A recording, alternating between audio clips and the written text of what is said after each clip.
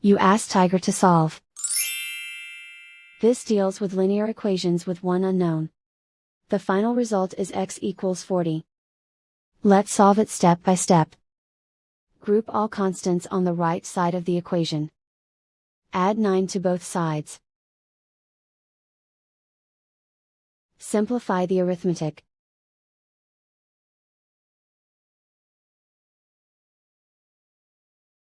Isolate the x.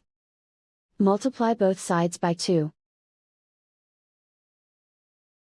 Group like terms. Multiply the coefficients. Simplify the fraction. Simplify the arithmetic. And so the final result is x equals 40.